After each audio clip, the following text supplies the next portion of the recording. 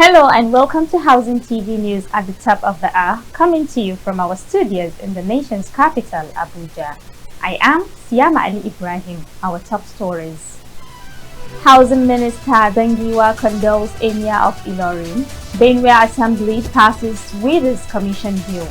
HDAN urges human alternatives, protection of residents' rights. On the foreign scene, Spain calls for European Union joint army amid Greenland dispute. Now, the news in detail.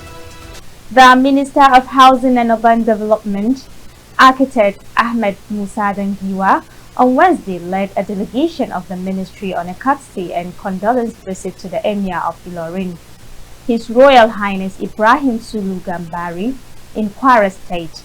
The minister said the visit was to inform the Emir of the National Council of Housing, Lands and Urban Development meeting holding in Ilorin and to commiserate with the state over the death of the Ilorin Emirate and people of Kwara State over the death of the late Chief Imam Sheikh Muhammad Bashir.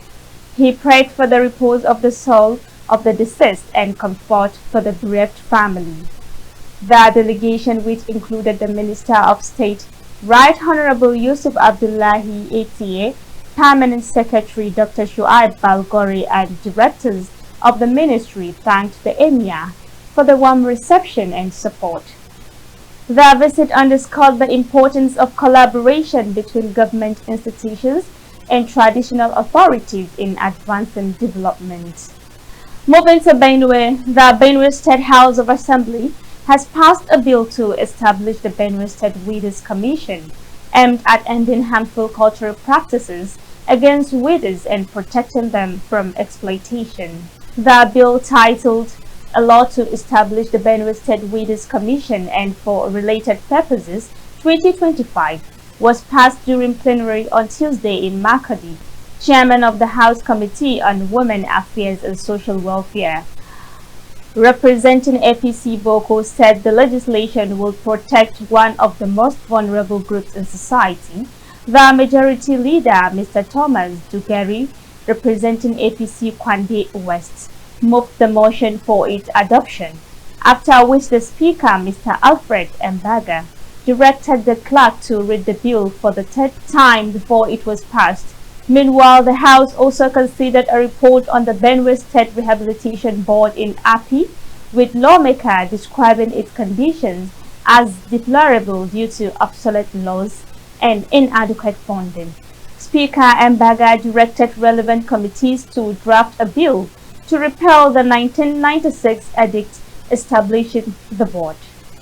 Still in Benue, the Benue Investment and Property Company Limited, BIPC, has recovered 2 additional properties along Judge Akumewe, Makadi, acquired with company funds.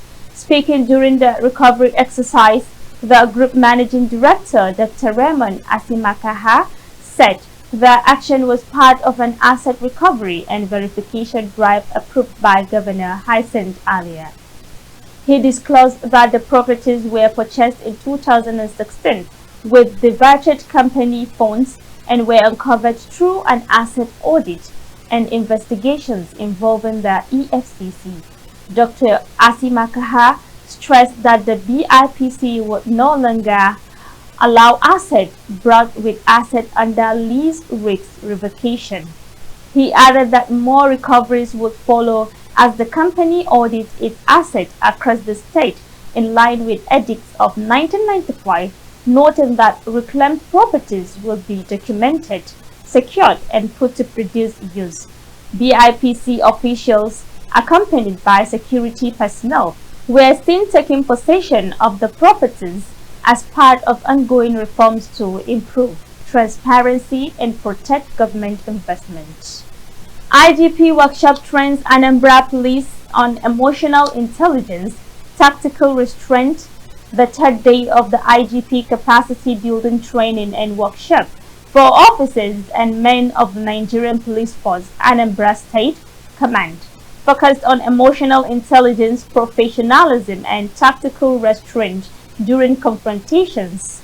Participants were trained on practical strategies for staying calm under pressure, de-escalating tense situation and making sound decisions in the line of duty, with emphasis on public trust and officer safety. The session highlighted that true courage is demonstrated not only through force, but through composure, discipline, and respect for human life. We take a pause here, and up next are news stories from the build sector. Do stay with us. Visit Housing TV Africa on YouTube and click on the subscribe button. Subscribe to Housing TV Africa to stay updated on latest happenings in Nigeria's housing sector. Follow our social media pages, like and share our posts on Facebook, Housing TV Africa, on Twitter, Housing TV Africa, Instagram, Housing TV Africa. And welcome back. Glad to have you join us in Housing TV News at the hour. Now to the build sector. The Housing Development Advocacy Network, HDAN, has expressed concern over the ongoing demolition of homes in Makoko, Lagos State, which has displaced residents and left many facing uncertainty. Executive Director of HDAN, Mr. Festus Adebayo, acknowledged the Lagos State government's safety concerns over structures built under high tension power lines, but warned that demolition without adequate resettlement plans expose vulnerable residents to homelessness and poverty. Compensation and resettlement plans meet national and international standards. HDAN reaffirmed its commitment to promote safe, inclusive, and sustainable housing solutions across Lagos State. The federal government has launched key reforms to advance housing and urban development in Nigeria. Permanent Secretary Dr. Shuaib Balgore said at the 14th National Council meeting in Ilorin. Under Minister Ahmed Musa Dangiwa's leadership, the ministry is focusing on urban renewal, public-private partnerships, and local building materials to boost housing delivery, reduce costs, and create jobs sustainably.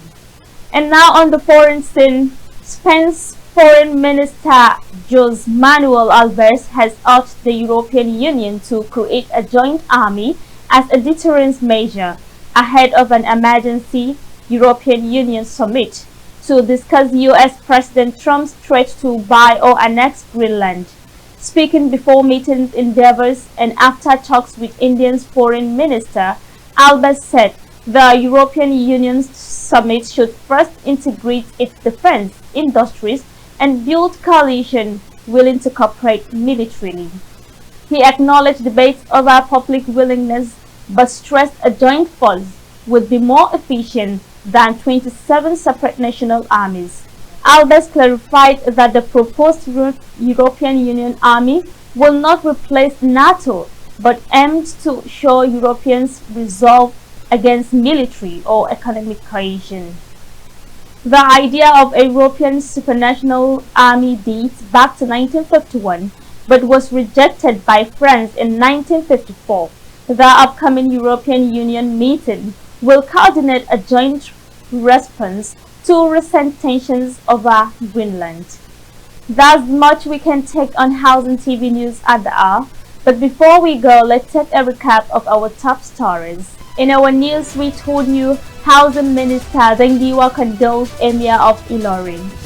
Benue Assembly passes Widows Commission Bill. HDAN urges human alternatives, protection of residents' rights, and on the foreign scene, you heard Spain calls for European Union joint army amid Greenland dispute. For more news in the housing sector, subscribe to Housing TV Africa on YouTube.